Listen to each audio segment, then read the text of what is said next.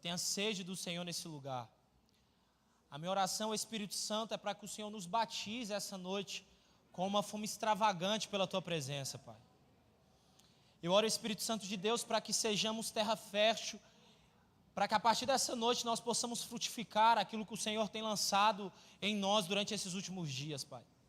É o que eu te peço, eu te agradeço no nome de Jesus. Amém. Está bem?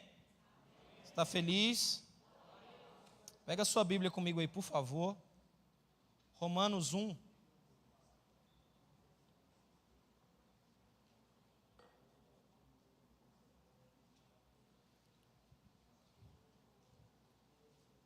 Romanos, capítulo 1, versículo 1.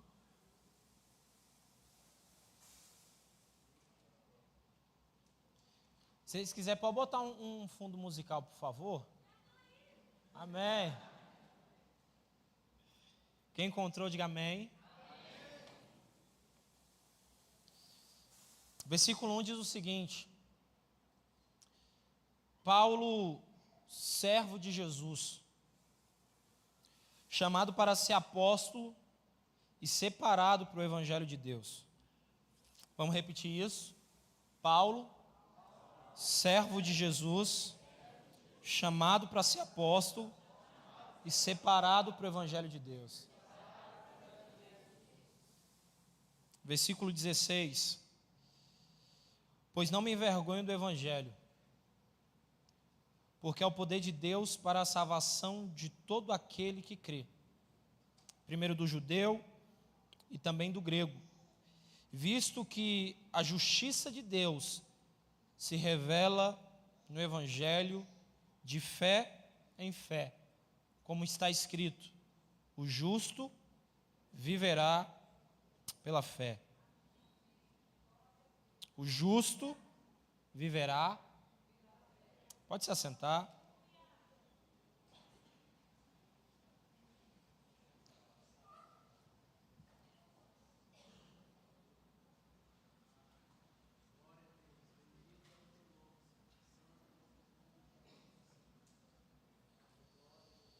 A minha única responsabilidade essa noite é não atrapalhar aquilo que Deus já está fazendo. Então eu não quero demorar muito.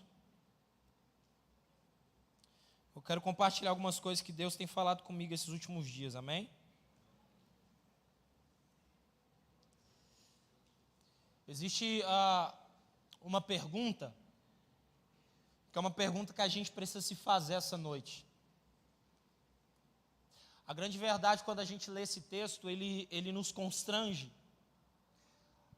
porque ele aponta algo que vai além da gente. Quando Paulo está dizendo que ele não se envergonha do Evangelho, ele está apontando um cenário de algo que é totalmente perfeito e inabalável. Então, quando ele está apontando, dizendo que ele não se envergonha do Evangelho, é porque quando ele olha para o Evangelho, ele encontra algo perfeito e inabalável, amém? Só que no meio de tanta coisa que a gente precisa entender dentro desse texto, há um questionamento que a gente precisa fazer para nós mesmos. E a pergunta que fica é, talvez de fato nós não temos do que se envergonhar do Evangelho, mas a pergunta que fica é, será que de fato o Evangelho não tem nada de se envergonhar de nós? A pergunta que fica é se esse texto ele fosse o contrário, e nós tivéssemos que fazer essa indagação para nós, a pergunta que fica é, quando o Evangelho olha para nós, quando a Bíblia olha para nós, quando o reino olha para nós, o que de fato Deus de fato pensa ao meu e ao seu respeito? O texto começa com uma pergunta e nos trazendo uma resposta muito simples. O que de fato leva alguém a servir? O que de fato faz alguém abrir mão da sua vida comum a fim de viver e de cumprir um propósito, e o propósito é servir? A primeira coisa que a gente precisa entender é que Paulo aqui, ele antes de ser chamado para ser apóstolo, ele foi chamado para ser servo. É como se Deus quisesse nos ensinar uma das maiores lições da vida, que é, antes de você querer fazer, se torne. Nós como igreja, nós carregamos um problema muito grande. E o problema é, o ativismo ministerial tem tomado as nossas igrejas. aonde tem nascido no nosso coração um anseio muito grande de fazer. E eu preciso entender algo aqui muito simples. Antes de eu ser chamado para qualquer exercício ministerial, existe uma interrogação, e a interrogação que fica é: será que de fato nós já fomos chamados para ser servo? É interessante a gente perceber, porque quem está servindo não está com a intenção de ter o seu nome exposto naquilo que ele está fazendo. A intenção de quem serve é o cumprimento de um propósito. E quem caminha com essa perspectiva, ele não está muito preocupado se o seu nome vai ser falado ou não. A intenção do coração de quem serve é que o propósito no final seja cumprido. E aí a gente começa a perceber que existe uma geração que está crescendo, que eles até estão servindo, mas a partir do momento em que o seu nome já não é mais falado, já não é mais interessante fazer o que está fazendo. E aí existe uma pergunta que nós precisamos nos fazer: e se Deus decidir gerar um avivamento nesse lugar e o seu nome não foi citado, será que você está disposto a servir? E se Deus estiver disposto a tocar a nação brasileira e o seu nome não for citado, ainda assim você está disposto a servir? E se em algum momento Deus olhar para a Ceilândia e falar: eu desejo derramar um avivamento naquele lugar, mas as suas músicas não serão conhecidas, as suas pregações não serão conhecidas, será que você ainda está disposto a servir em um lugar aonde você não será aplaudido, aonde você não será elogiado, aonde você não será visto? É por isso que existe uma pergunta dentro do nosso coração, que isso precisa queimar e nos constranger hoje: por que de fato nós estamos nesse lugar? Por que de fato nós fazemos o que fazemos? Será que nós estamos aqui porque nós almejamos cumprir aquilo que de fato Deus tem para fazer?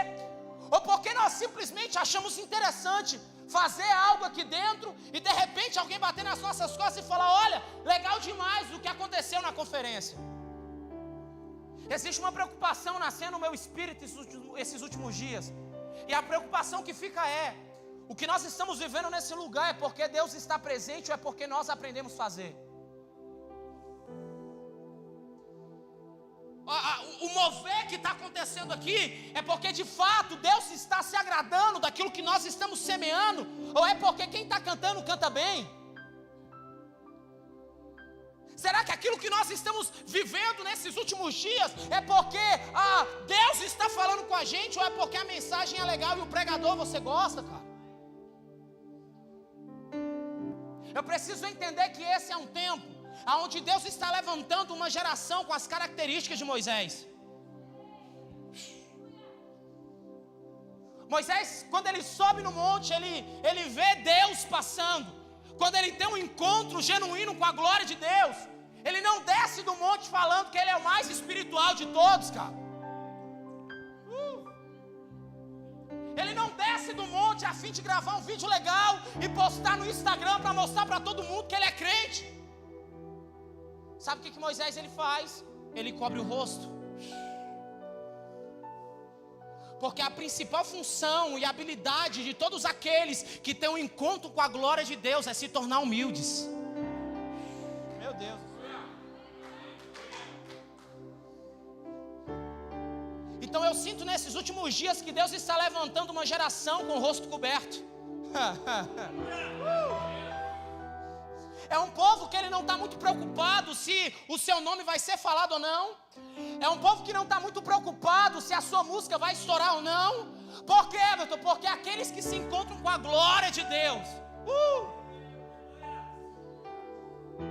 a última coisa que eles querem é fazer algo a partir daquilo que eles aprenderam a fazer. Meu Deus do céu. Paulo, antes de ser apóstolo, ele era servo. É por isso que eu preciso entender que quando a Bíblia aponta para mim o que é servir, é uma ação daqueles que estão fazendo não por aquilo que vai receber, mas por aquilo que já receberam. Deixa eu falar um negócio para você. Você tem que parar de obedecer a Deus a fim de que Deus te recompense pela sua obediência, cara. Sabe, eu não vim aqui com a intenção de você me marcar num vídeo legal ou me aplaudir depois que acabar esse culto. Eu vim aqui para confrontar você. A pergunta que fica é: por que você está servindo aqui? Por que você obedece a Deus?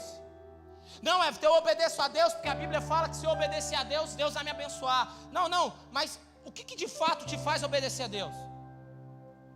Porque quando eu olho para a Bíblia me fala de um homem chamado Paulo, que mesmo ele sabendo que se ele fosse fazer tal viagem, ele seria preso, ele iria apanhar, ele seria humilhado, mas a Bíblia vai dizer que mesmo assim ele decide ir. Sabe por quê? Porque Paulo entendeu que a maior recompensa daqueles que obedecem não é aquilo que Deus pode fazer, mas é o privilégio de poder ter obedecido. Então nós paramos de servir aqui dentro ou lá fora, a fim de Deus nos recompensar. Eu não estou servindo porque eu quero uma unção, eu não estou servindo porque eu quero um ministério, eu não estou servindo porque eu quero que as pessoas me vejam, cara. Vamos lá. Então nós temos que sair desse evangelho raso, aonde a nossa obediência é condicionada àquilo que Deus pode fazer. O Senhor está chamando um povo, que esse povo busca Ele muito mais pelo seu coração do que pelas suas mãos, cara. E se você obedecer hoje, Deus decidir não abençoar a sua casa, e aí? E se você obedecer hoje, Deus não te der um novo carro? E se você obedecer hoje, Deus não quiser te promover na sua empresa, em que você está fundamentado, cara? Em que a sua vida está fundamentada? Sabe o que Paulo vai dizer? Olha, eu sei que eu vou morrer, eu sei que as pessoas vão me perseguir, mas a partir do momento que eu conheci a Cristo, eu comecei a considerar tudo como perca, comparado àquilo que tem mais valor. Então aqueles que começam a servir a partir desse entendimento, eles não estão neste lugar porque querem ser abençoados por Deus. Não, eles estão servindo porque eles entenderam, existe uma causa que é maior do que um carro, existe uma causa que é maior do que o ministério, existe uma causa que é maior do que as agendas, existe uma causa que é maior do que as nações, existe uma causa que é maior do que os meus bens pessoais, é o evangelho de Cristo. É por isso que eu sirvo, cara. Então deixa eu falar um negócio para você. Deus não vai te dar ministério enquanto o ministério permanecer sendo um Deus na sua vida, cara. Sabe qual é o seu maior problema? Você quer tocar as nações, mas não fala com seu pai. Você quer tocar as nações, mas não tem comunhão com a sua igreja local. Sabe o que Deus está falando para você? Antes de pegar o microfone, prega um rodo e uma vassoura e vai limpar a sua igreja, cara.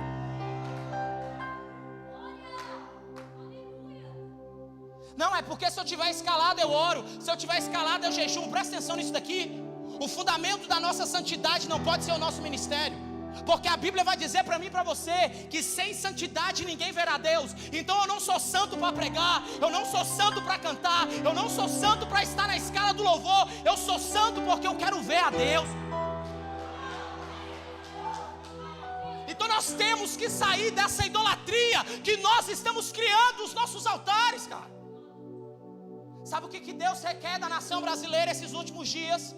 Um povo que ande com bacia nas mãos e toalhas nas cinturas.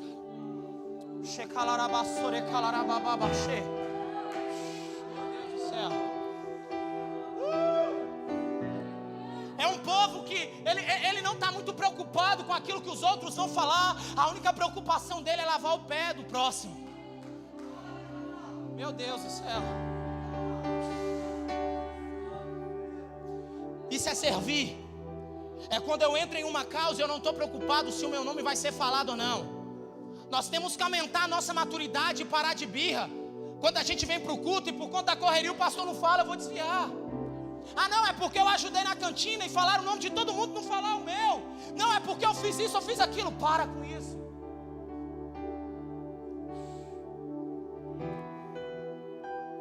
Deixa eu falar um negócio para você. Cristo, Ele não precisava por Ele mesmo? Não. Mas Ele decidiu se entregar. E Ele me ensinou o que é servir. Quando eu percebo a vida de Paulo, o que Deus está falando através da vida desse homem é algo muito simples. Algo muito simples. O que vai fundamentar o seu chamado é o quanto você está disposto a servir sem Ele. Olha para Jesus. Durante quanto tempo que Jesus pregou? 3 anos. Durante quanto tempo que ele foi carpinteiro? A carpintaria não era o ministério final, mas enquanto carpinteiro, Jesus serviu o povo.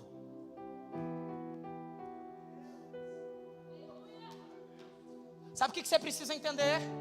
Que talvez Deus te chamou para cantar, Deus te chamou para pregar, Deus te chamou para ser líder de louvor, Deus te chamou para isso, Deus te chamou para aquilo. E talvez hoje você esteja num complexo, porque você está olhando e está vendo todo mundo fazendo, e Deus está dizendo para você: aprenda a servir enquanto você é carpinteiro.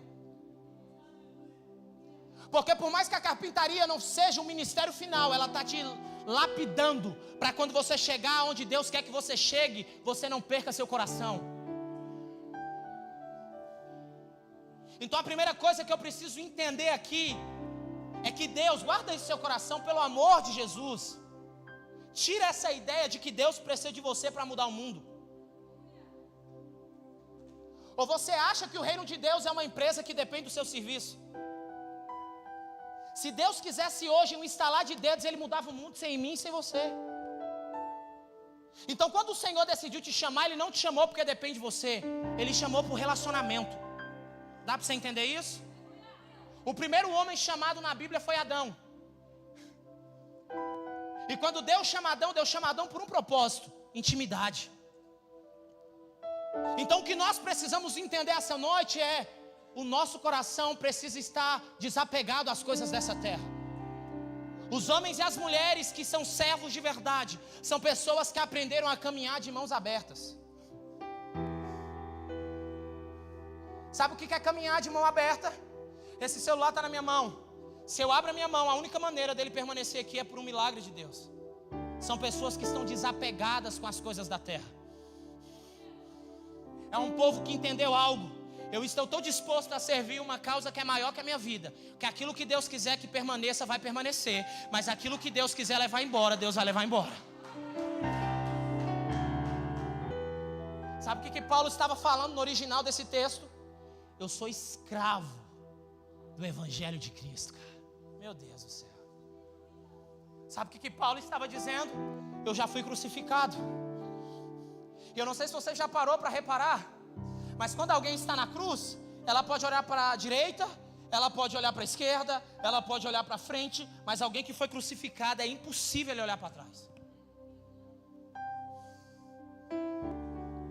É por isso que você precisa se fazer uma pergunta: se você está vivendo essa montanha russa na sua vida espiritual, será que de fato você já foi crucificado com o Senhor? Porque eu preciso entender que aqueles que conheceram a Cristo de verdade, eles não têm plano B na vida. Eu não estou aqui por opção, eu estou aqui porque eu não tenho outra saída, cara. Você não está entendendo?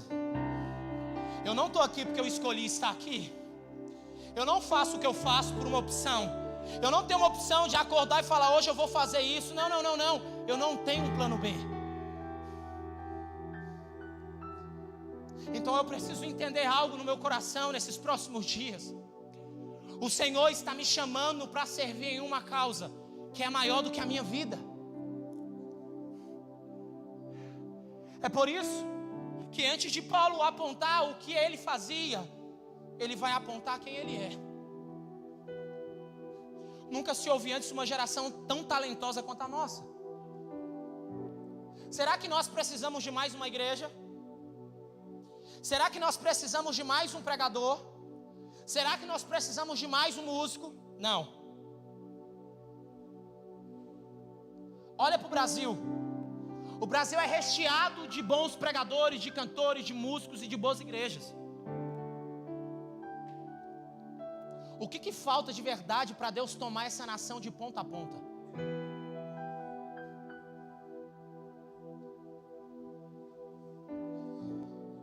Presta atenção nisso daqui.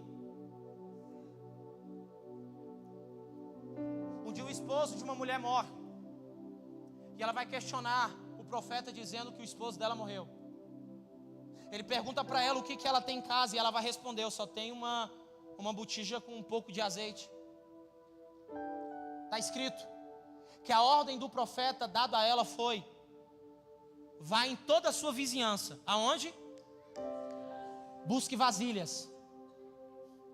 Não poucas, mas muitas. e entra para dentro da sua casa. Sabe quando que a multiplicação acaba? Quando as vasilhas acabam. Sabe o que está faltando na igreja brasileira? Não é falta de azeite, é falta de relacionamento. Sabe por que o azeite parou de multiplicar sobre essa nação? Porque nós estamos disputando por placa e não pela causa. E aí eu preciso entender que o que falta em nós não é falta de azeite, é falta de vasilha. Enquanto eu não tiver um bom relacionamento com o meu vizinho, o azeite não multiplica. Então sabe quando que o evangelho vai tocar a nação de ponta a ponta? Quando a gente parar de disputar quem canta mais, quem prega mais. Qual é a igreja mais hypada, quem se veste melhor. E quando a gente começar a entender que o que vai reverberar o evangelho nessa nação é quando eu entender, eu tenho azeite, mas eu preciso da vasilha que você tem. Você tem a vasilha, mas você precisa do azeite que eu tenho. Quando eu entendo esse lugar de comunhão, quando eu entendo esse lugar de relacionamento, a comunhão nos leva para um lugar onde aquilo que falta em mim tem em você, o que falta em você tem em mim. E quando a gente se junta, meu Deus do céu.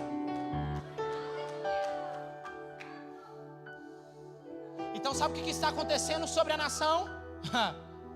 Deus está chamando alguns e Deus está dizendo, busque vasilhas. É tempo de você voltar a ter relacionamento com as pessoas de novo. Eu não sei se é para todo mundo, mas é para alguém que está aqui. Está na hora de você mandar mensagem e pedir perdão para alguém. Não, Everton, mas é porque eu não concordo, eu não acho legal. Está na hora de você liberar perdão para alguém. O Senhor está dizendo para você, você está retendo muita coisa que não é seu. Eu só te confiei, mas não é seu. E aí sabe qual é o grande problema disso? Enquanto a gente está retendo azeite dentro de casa, a próxima geração está se tornando escrava.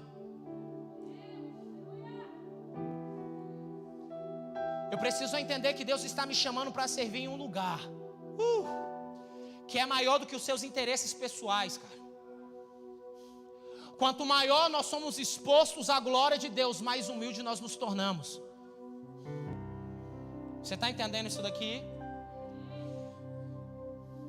Então Deus está apontando para nós quem Paulo é, para depois apontar para nós o que Paulo fazia. É por isso que a pergunta que fica hoje não é o que você faz, mas é quem você é. Porque se Deus arrancar o ministério de alguns, acaba a vida. Olha que loucura isso daqui. Existe um questionamento nosso aqui hoje.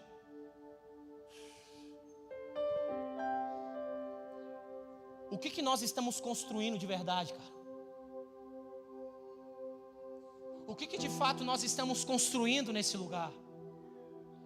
O que nós estamos construindo aponta para nós ou aponta para Deus? Será que nós estamos olhando e proclamando que nós somos a geração do avivamento, mas será que dentro de nós não existe um resquício de um povo que está apenas se parecendo com aqueles que levantou uma torre, com a intenção de tocar o céu, mas na verdade tudo que eles estavam construindo apontava para eles mesmos?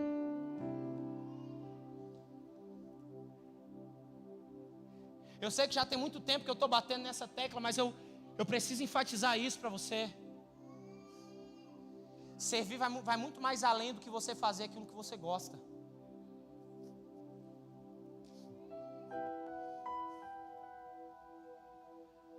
Aí Paulo vai dizer, eu fui chamado para ser servo de Jesus.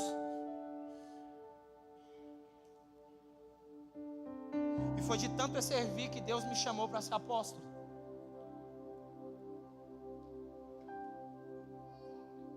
Foi de tanto eu entender que eu preciso começar a olhar para esse lugar e parar de ver isso aqui como um network e começar a ver isso aqui como uma causa de Jesus, cara.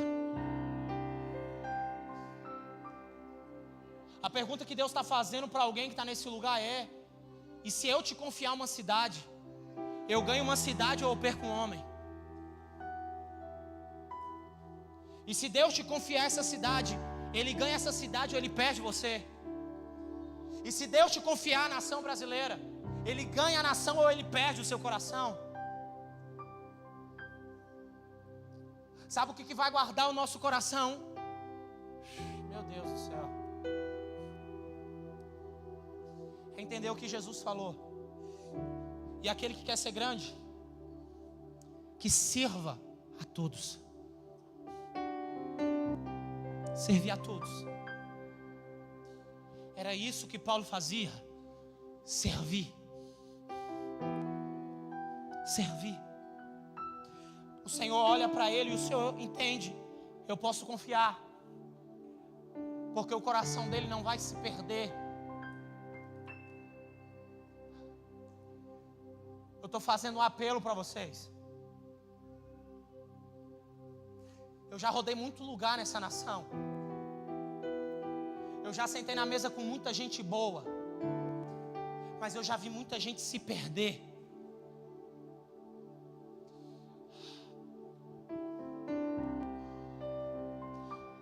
A gente precisa entender que isso aqui não é brincadeira, cara. A gente precisa entender que quando o Senhor nos confia algo, isso não é uma promoção para nós. Isso é um convite de Deus à morte, cara.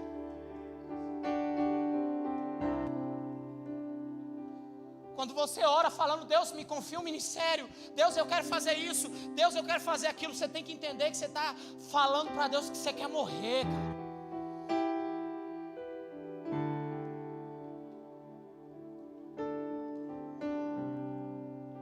A gente precisa entender isso aqui de verdade. Quantas mais conferências nós teremos que participar? Quantos acampamentos mais nós teremos que participar? Quantos convites de orações mais nós teremos que fazer? Quanto mais vezes nós teremos que bater nessa tecla para você entender que isso aqui não é história de carochinha. Alguém morreu na cruz para você estar aqui, cara. E isso não pode ser tratado como algo que vai fazer você hypar. Não! Pare de envergonhar o Evangelho, cara. Ah, não, mas é porque o culto não foi legal, eu vou embora. É porque a música não foi legal, eu vou embora. Você precisa virar crente de verdade.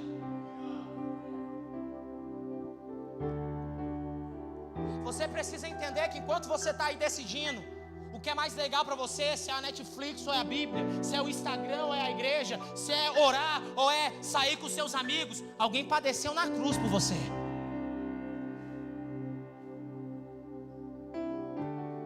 Então talvez realmente você não tenha do que se vergonhar do Evangelho porque ele é perfeito, porque o Evangelho é Cristo.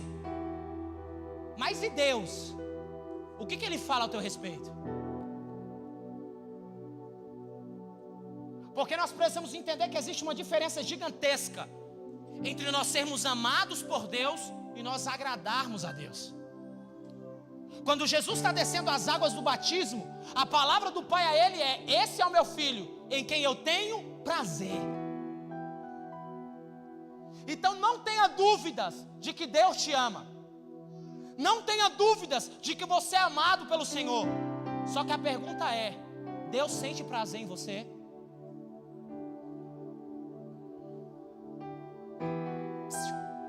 Eu não sei se você faz parte daquele grupo, que é um grupo que se contenta em olhar e falar: uau, Deus me ama.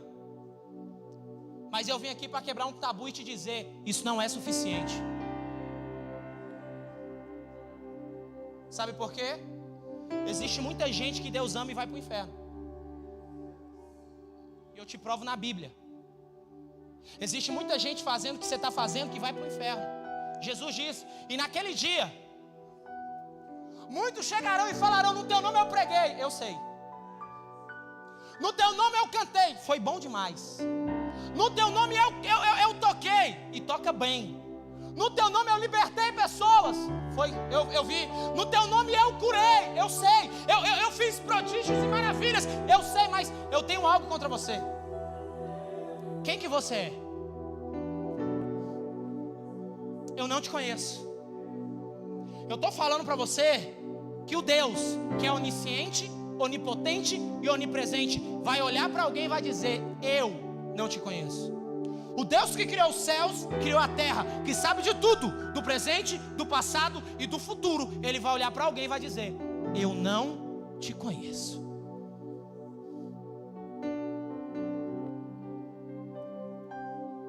A gente precisa aumentar a nossa maturidade e entender: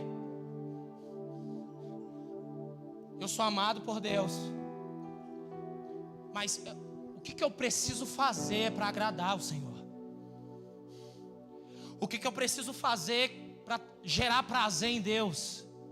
Qual é o estilo de vida que eu preciso ter para Deus olhar para a terra e confiar algo em mim? Meu Deus. O maior problema da nossa geração é porque nós estamos tentando fragmentar aquilo que é eterno. E eu preciso entender que todas as vezes que eu tento fragmentar o que é eterno, eu levanto um falso Deus. Eu vou te explicar. As pessoas olham para Deus, as pessoas elas olham para Jesus e elas fragmentam Deus. Elas tentam fragmentar Jesus. Elas querem o amor, mas elas não querem a justiça. Elas querem a alegria, mas elas não querem a obediência. E aí a gente vive uma geração hoje que o amor se tornou um Deus. E aí sabe qual é o grande problema disso? É que para viver o evangelho de verdade eu não posso escolher o que eu vou comer. Existe uma mesa preparada e existe um cordeiro nela. E Deus está dizendo para alguém nesse lugar: se você quer se assentar na mesa, você não pode escolher qual é a parte do cordeiro que você quer comer. Ou você come o cordeiro por inteiro, ou você não come do cordeiro. Ou você se assenta nessa mesa e você come tudo, ou você não come nada. Não tem como você abraçar o amor de Deus e não abraçar a justiça de Deus. Não tem como você abraçar a alegria de Deus e não abraçar a obediência a Deus. Ou é o cordeiro por inteiro, ou não é nada do cordeiro. Ou é o cordeiro por inteiro, ou não é nada do cordeiro.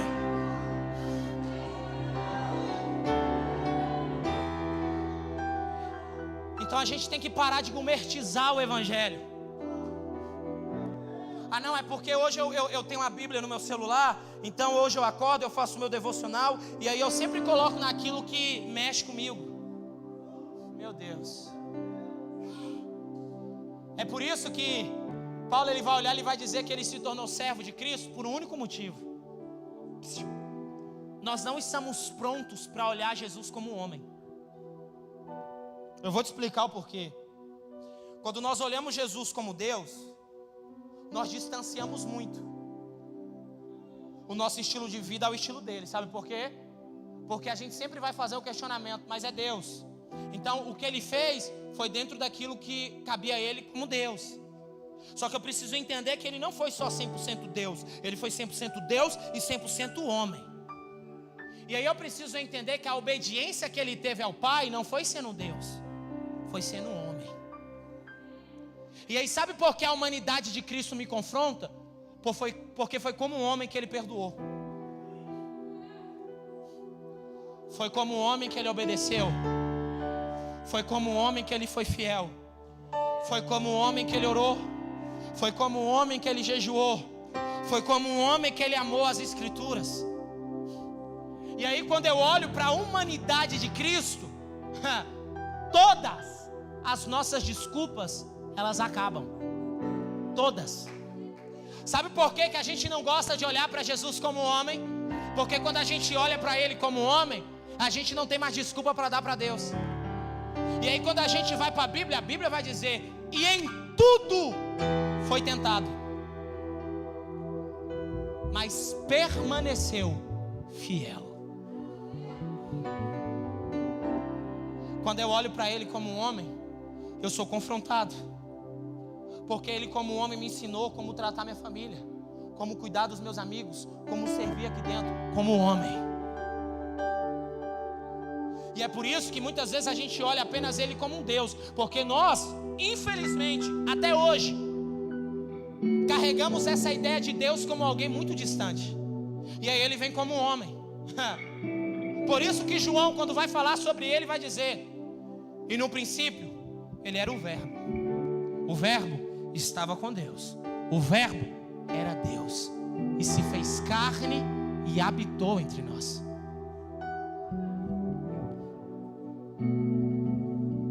Então Paulo, ele tem como exemplo Cristo. Aí a gente vai para a segunda parte do versículo. Chamado para ser apóstolo. É interessante a gente perceber isso, porque quando Paulo começa a exercer o seu ministério, é o momento onde ele é mais perseguido, é o momento onde ele é mais afrontado, mas existe uma causa. Guarda isso no seu coração. Todo mundo que carrega um chamado de Deus, ele precisa ter uma convicção do porquê ele faz o que ele faz. E a pergunta que eu te faço essa noite é: por que você faz o que você está fazendo? Não é até porque eu recebi uma palavra de Deus que eu faria isso, tá? Mas o porquê? O que de fato queima no seu coração? Qual que de fato é a real intenção de você fazer o que você está fazendo? O Senhor me trouxe aqui para te dizer algo muito simples. Vai te custar tudo. Vai te custar tempo, vai te custar dinheiro, vai te custar amigos.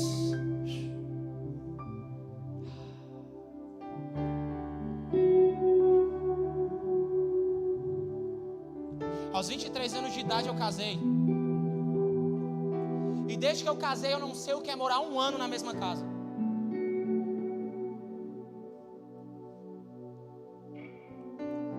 Em 2 meses, o Senhor falou: você vai sair do Brasil, vende tudo.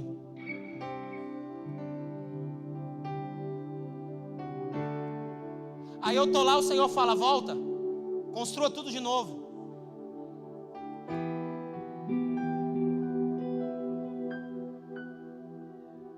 A minha filha está com 9 meses. Ela já morou em 2 nações. Ela já morou em 3 estados. Ela já passou por 6 casas diferentes. E aí você acha de verdade que eu estou aqui só por conta de agenda?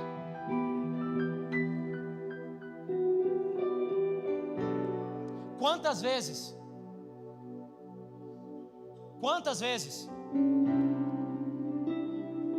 que nós íamos dormir e falava: Deus, o Senhor precisa prover amanhã. Quantas vezes?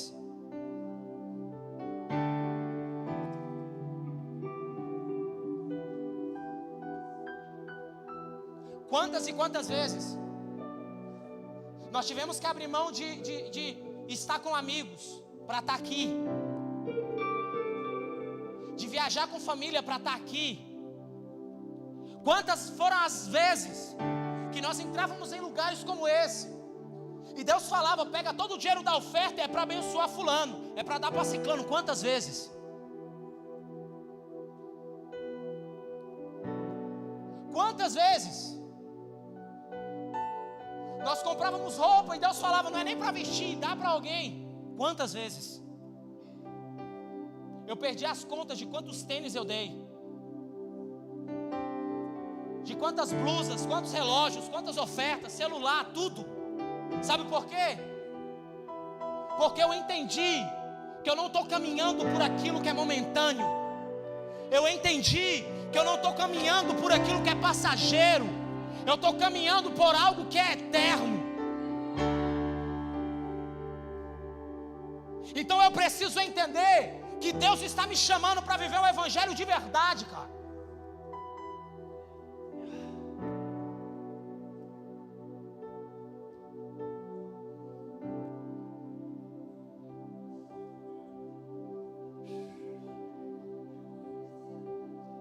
Viver isso aqui vai custar tudo.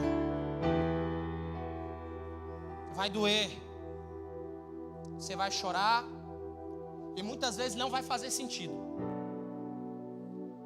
Você vai encontrar amigos que não estão aqui dentro, que vão estar vivendo vida aparentemente melhor do que a sua.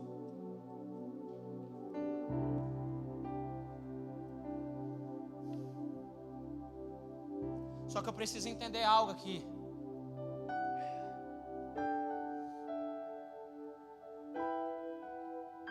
Existe uma causa.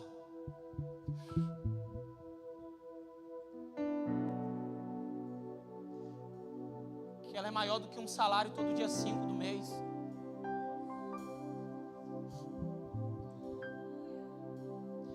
Existe uma causa que é maior do que andar de carro importado.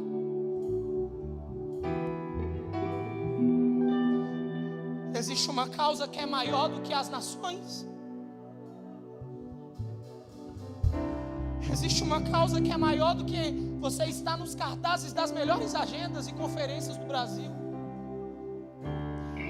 Existe uma causa que é maior que a tua casa. Existe uma causa que é maior do que o ministério que Deus te deu. Existe uma causa que é maior do que a roupa que você veste, que a empresa que você tem, que a faculdade que você tem.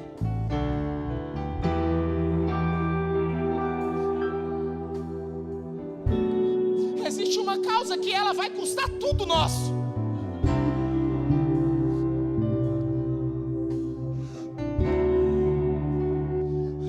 Mas foi por essa causa que Estevão, mesmo sendo apedrejado, ele está de joelhos olhando para o céu.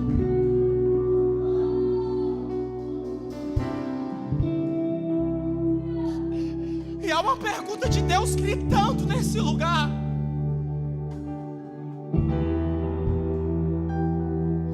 será que eu posso contar com alguém aqui?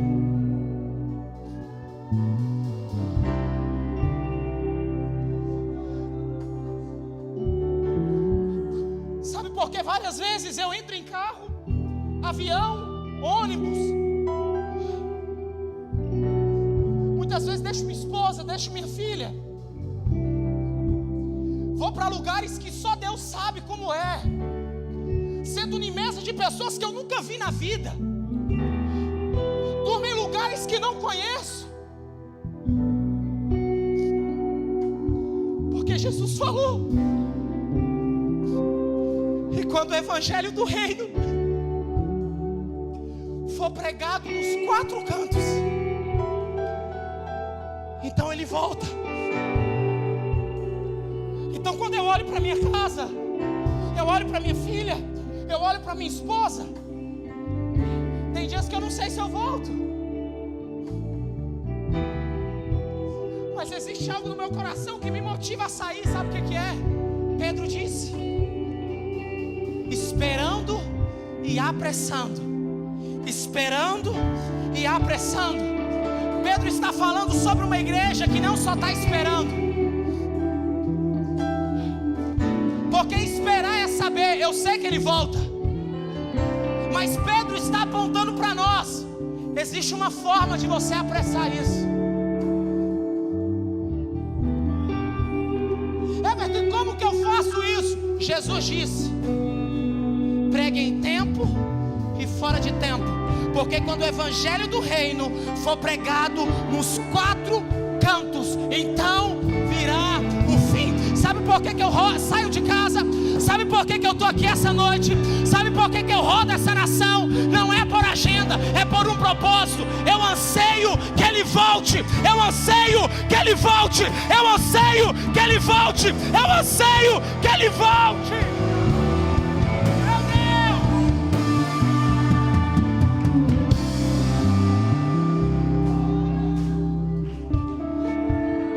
Todas as vezes que você abre mão de alguma coisa por isso aqui, Deus me trouxe aqui para te dizer: não é em vão. Pode custar os teus maiores sonhos, não é em vão. Pode custar a tua faculdade, pode custar a tua casa, pode custar os teus amigos. Deus está dizendo: não é em vão.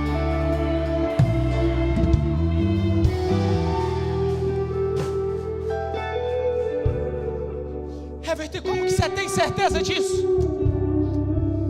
Porque um dia João, lá na ilha de Patmos,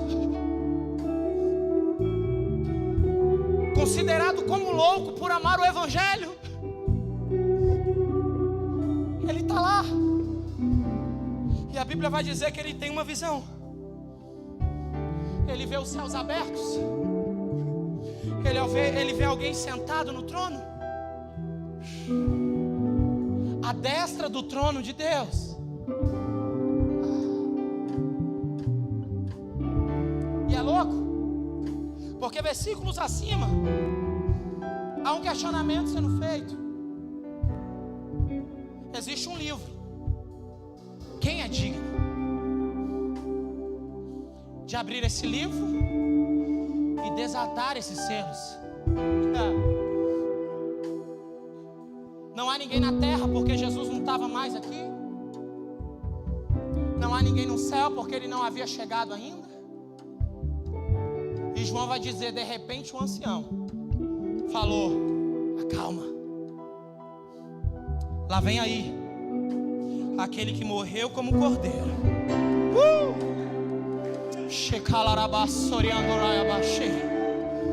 e ressuscitou como leão, aquele que é digno de abrir o livro e desatar os 7 selos. E a Bíblia diz: e eis que eu vi os céus abertos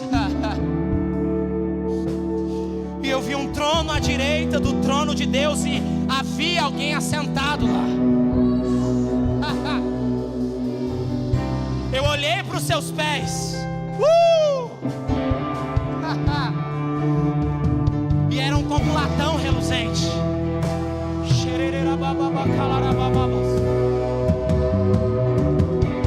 Eu olhei para os seus cabelos, e eram alvos como a neve.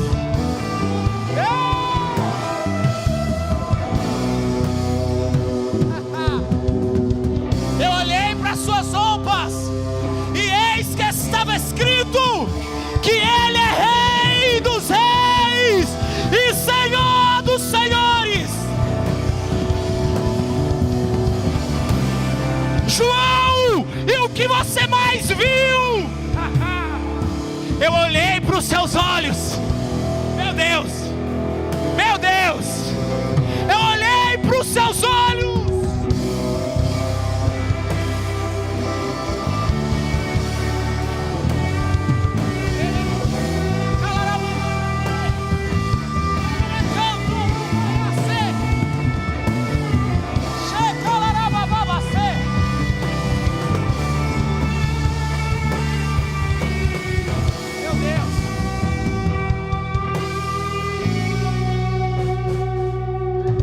Como chamas de fogo.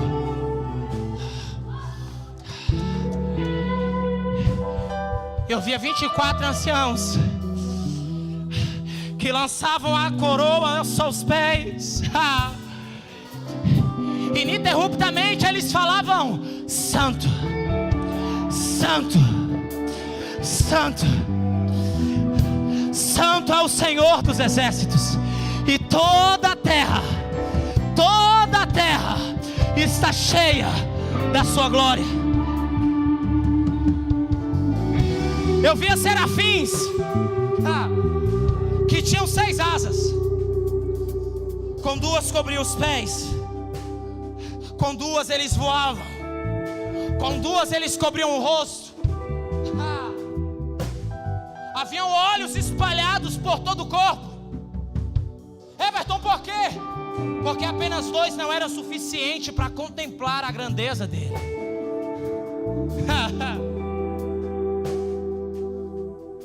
E aí tem alguém olhando e perguntando: como que eles não se cansam?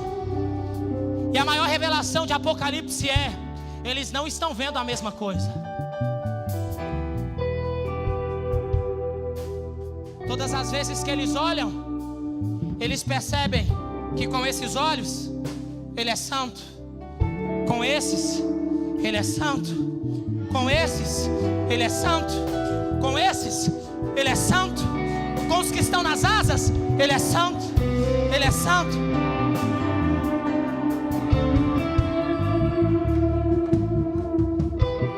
É por isso que Paulo pregava: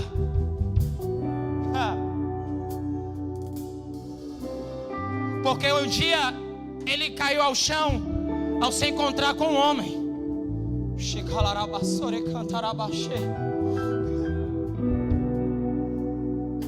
Esse homem morreu, mas um dia foram no túmulo para procurar ele. Todos os grandes artistas morreram, e se você for lá, eles estarão lá. nossos deuses morreram. E se você for no túmulo, eles estão lá.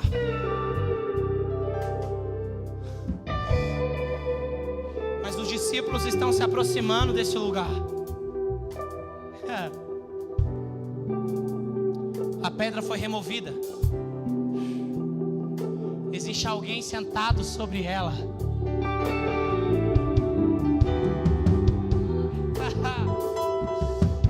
E alguém está perguntando: por que vocês estão procurando entre os mortos?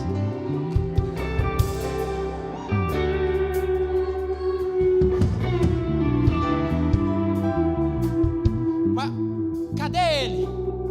Ele não está aqui.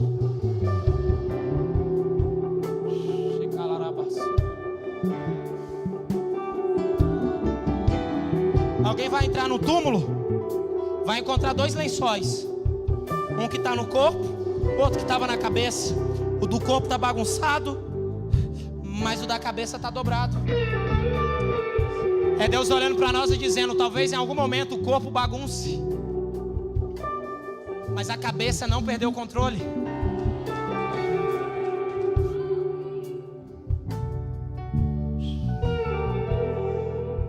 Naquela época era comum, todas as vezes que alguém ia fazer uma refeição, um servo ficava do lado.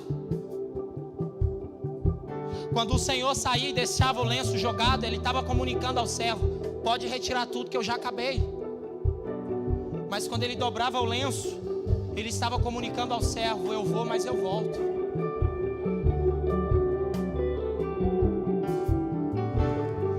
O corpo está bagunçado, mas existe um recado. É por isso que Paulo está pregando, porque ele entendeu a revelação. A vida eterna é essa. João 17: conhecer a Cristo.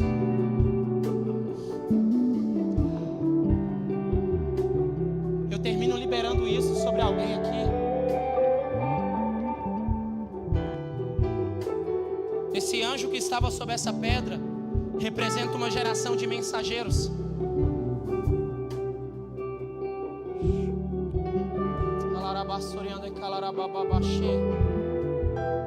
Que através do poder do Evangelho eles removerão a pedra para o corpo ser revelado.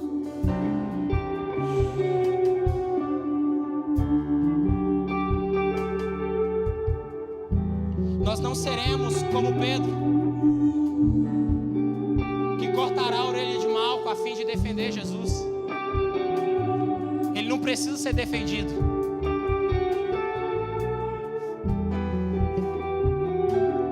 Falou: Pedro, se eu quisesse, eu mandava os anjos descer. Você não precisa fazer isso. O problema é que muitas vezes nós estamos pegando a espada e no nome do Evangelho nós estamos cortando a orelha do mundo. E a pergunta que fica é: como eles ouvirão sem orelha? Não tem como. Aí Jesus pega e restaura, para nos fazer entender algo aqui. Aqueles que servem, que entenderam a mensagem, o seu estilo de vida falará mais alto do que a mensagem que você prega.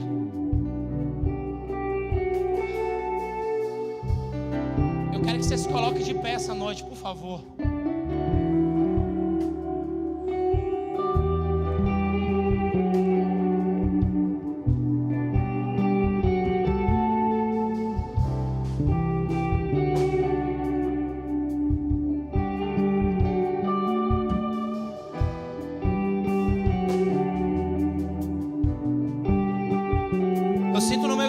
Que essa é uma noite de comissionamento. O Senhor está comissionando algumas pessoas aqui.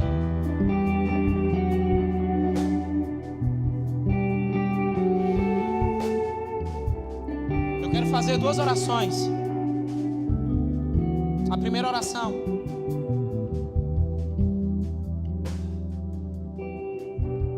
você carrega uma chamada de Deus, mas até hoje você não mergulhou nisso de verdade. Até hoje você está vivendo as oscilações da vida. Até hoje custa muito abrir mão de muitas coisas pelo Senhor. Deus está chamando aqueles que querem o Cordeiro por inteiro essa noite. Herbert, há muitos anos atrás eu recebi uma chamada de Deus. Ainda não estou vivendo isso. Eu te dou 15 segundos para você estar aqui no altar. 1, 2, 3, 4, 5, 6, 7, 8, 9, 10, 11, 12. E a minha pergunta não é se você está servindo hoje aqui. A minha pergunta é se de verdade você abraçou a causa de Cristo. Everton, eu acredito que ainda não. Você tem mais 5 segundos para estar aqui na frente. 10, 11, 12, 13,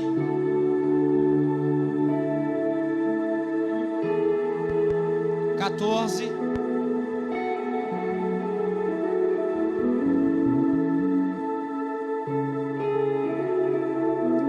tem mais espaço para cá. Se vocês quiserem, podem vir mais para cá, por favor. Tem mais espaço aqui.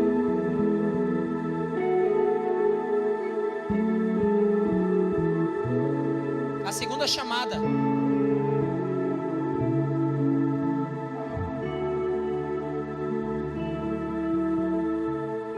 Você é alguém que está longe dessa realidade.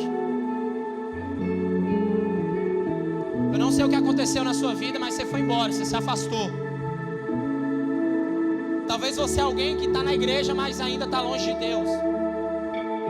Você não ora mais como orava, você não jejua como jejuava, você não busca como buscar, você não tem mais a fome que você tinha, você está longe. Em algum momento da sua vida, as coisas dessa terra se tornaram mais atrativas para você do que o Senhor.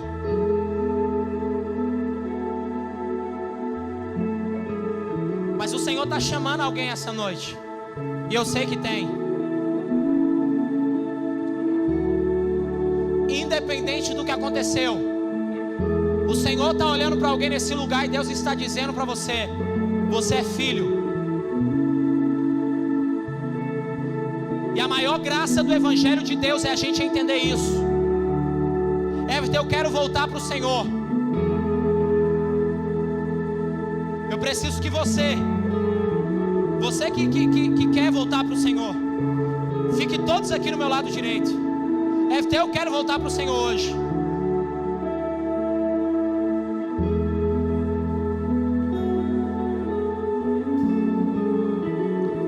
Você que está voltando, encosta aqui perto do altar, por favor.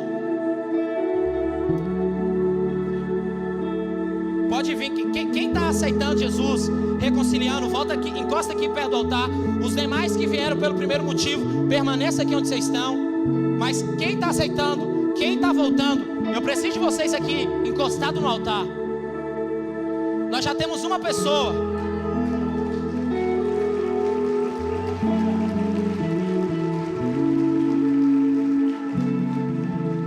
Eu quero saber, cadê a segunda? Desde que começou esse culto, existe algo queimando dentro do seu coração. Desde que começou esse culto, existe algo te incomodando. E acredite, não foi apenas a mensagem, não foi apenas as músicas. Cadê a segunda pessoa? Eu não quero saber o que você fez, o que você deixou de fazer. Já tem 2 pessoas aqui, eu quero saber, cadê a terceira pessoa?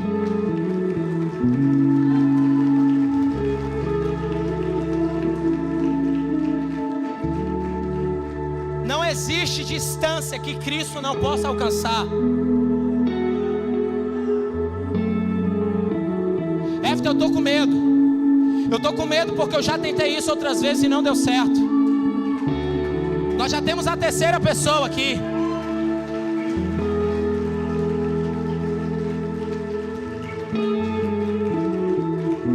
Cadê a quarta pessoa? Eu já fui na frente outras vezes, eu já tentei outras vezes. Não se lembre das coisas que para trás ficaram. Existe uma decisão que você precisa tomar hoje. Se amanhã eu não conseguir, se preocupe com agora, se preocupe com esse momento.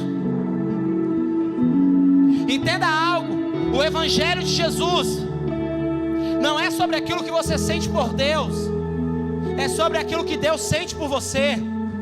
Antes de você querer Deus, o Senhor já te queria. Espírito Santo, traga para cá.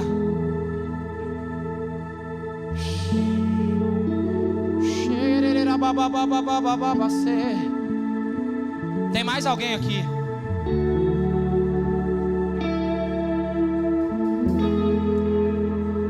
Eu vou te dar 15 segundos para a maior decisão da sua vida. 1,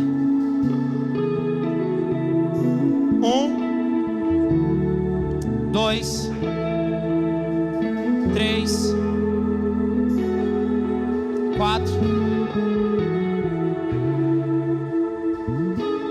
Já tem 4 pessoas aqui na frente.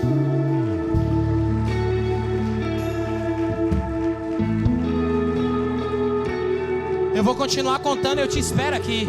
5.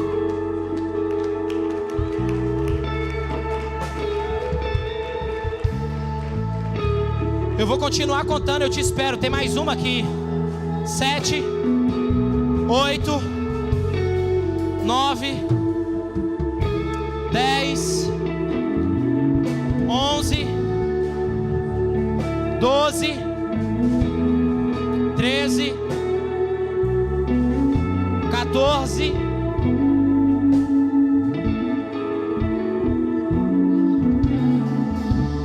Nós temos mais uma pessoa aqui.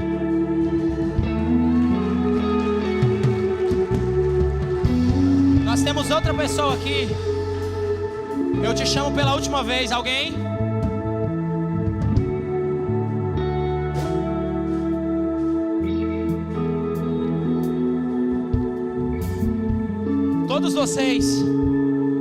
Todos vocês que estão aqui na frente, estendam as mãos em posição de receber. Todos.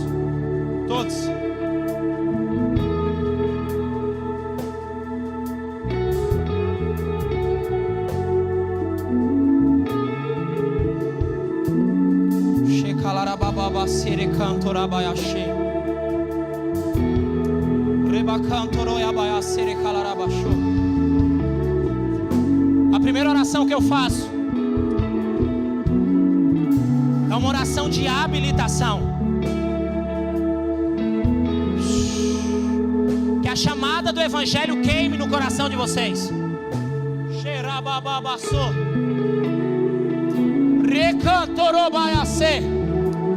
Que a chama do Evangelho queime em vocês. Mais Espírito, mais Espírito, mais Espírito. Show.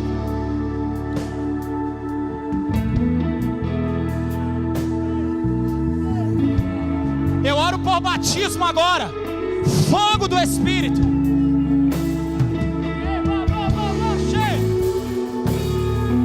Sejam comissionados para a grande seara do Senhor. Nós já temos 10 pessoas aqui. Sejam comissionados agora. Mais Espírito. Fogo. Fogo. Fogo. Mais. Mais. Mais. Mais. Toda sombra que a gente projetou, importa que ele seja o único, cheios, cheios,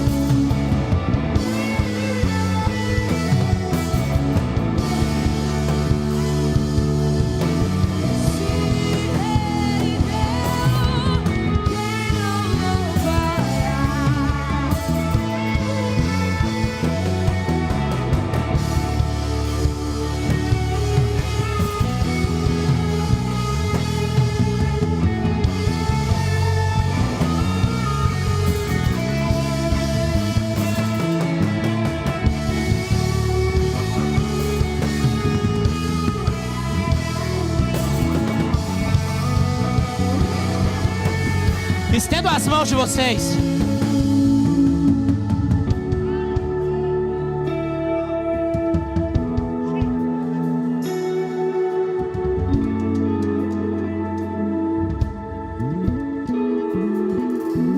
Eu estou falando aqui com profetas de Deus, pastores, líderes, avivalistas, missionários.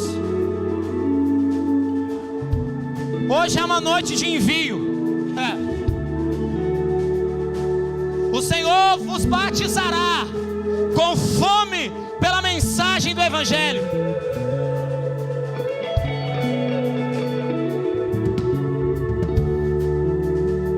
Coloque a mão sobre a sua barriga, todos vocês.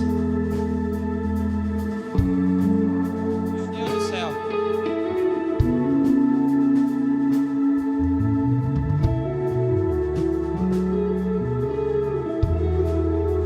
Paulo um dia falou: eu sinto dores de parto, até ver Cristo sendo formado em vocês. O verdadeiro evangelho, ele não aponta uma placa de igreja, ele não vai apontar um ministério próprio, ele vai apontar Cristo. E sabe o que Paulo estava dizendo? Eu sinto dores, e eu continuarei sentindo até ver Jesus sendo manifestado na vida de vocês. Essa noite o Senhor está entregando uma causa na mão de vocês. Meu Deus do céu. O que eu estou falando aqui é muito sério. A partir de hoje, você não vai conseguir dormir mais sem antes derramar lágrimas por alguém. Se você tem coragem,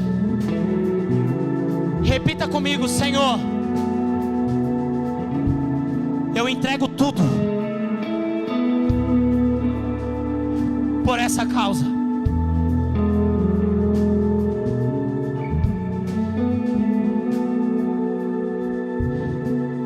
Alguns de vocês começarão a sentir dores como de parto. Enquanto nós estamos aqui, existem crianças que estão sendo abusadas lá na ilha de Marajó.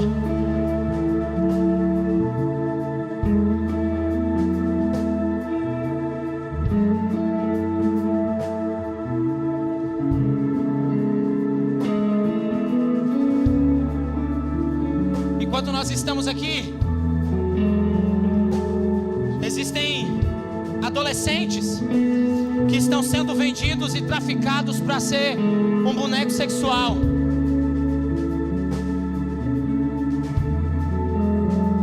Enquanto nós estamos aqui,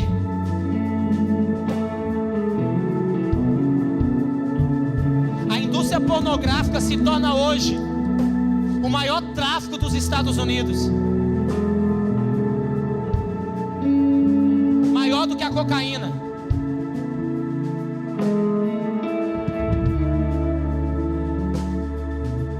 Enquanto nós estamos aqui, existem jovens se perdendo por conta das drogas. Famílias estão sendo destruídas por conta do crack. Você tem amigos que morreu por conta do tráfico lá na sua rua. Você tem parentes que por conta do álcool a família foi destruída. É por isso que hoje Deus, Ele quer entregar uma causa nas suas mãos.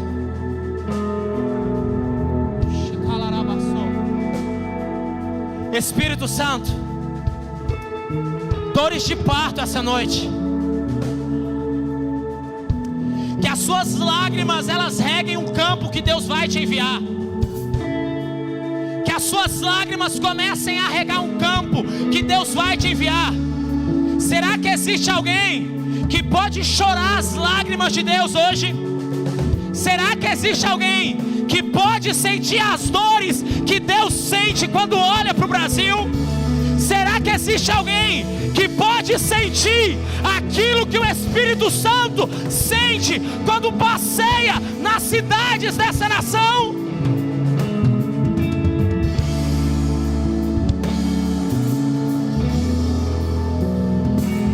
Comece a derramar lágrimas. Chore pelos perdidos essa noite, vamos.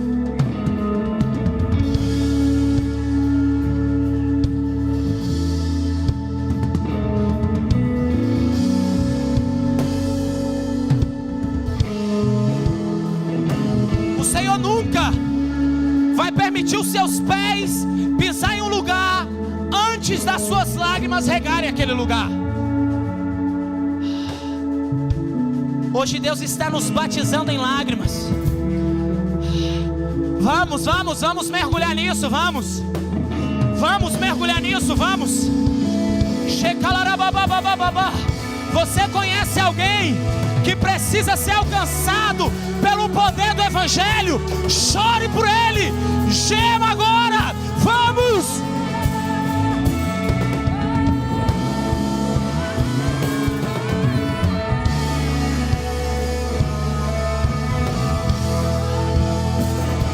Isso, vamos!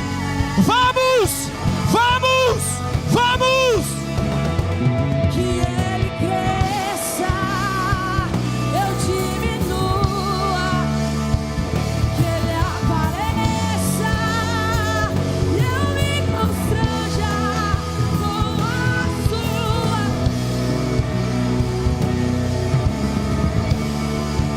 infinita humildade. Servo de todos os irmãos, que Ele quer que eu diminuo, que Ele apareça com a sua glória e todos.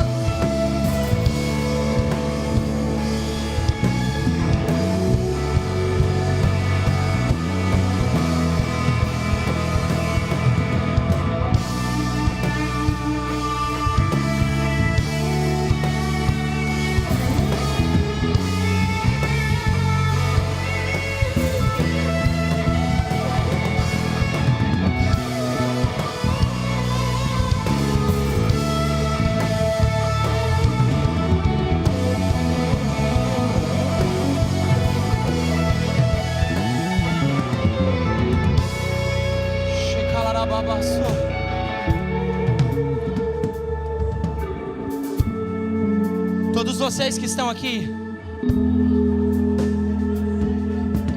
vocês são amados pelo Senhor. Vocês carregam uma identidade que vai além da identidade que o pai de vocês deram para vocês, que a mãe de vocês deram para vocês. Vocês não serão o que a terra disse que vocês se tornariam.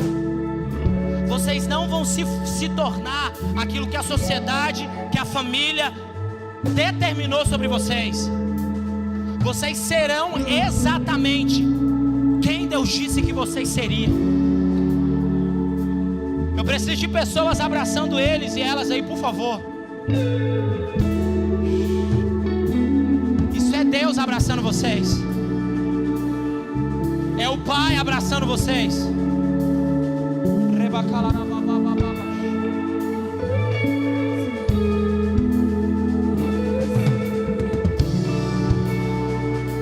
Antes de nós terminarmos, eu preciso. Nós vamos interceder agora. E nós vamos encerrar essa conferência em intercessão.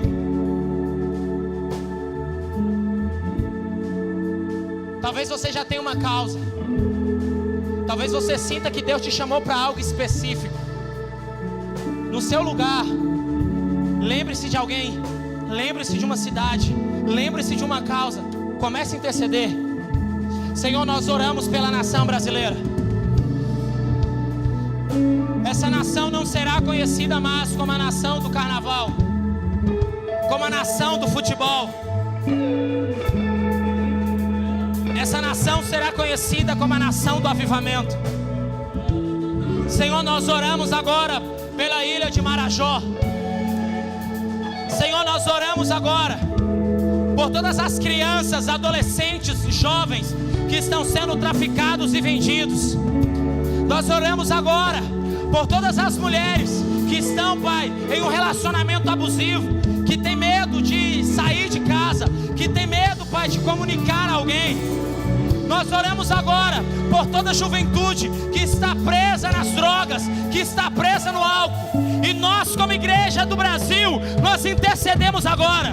Pai, levante pastores, levante amigos do Senhor, levante profetas, levante avivalistas, homens e mulheres que chorarão as suas causas, homens e mulheres que se envolverão nas causas do teu reino sobre o Brasil.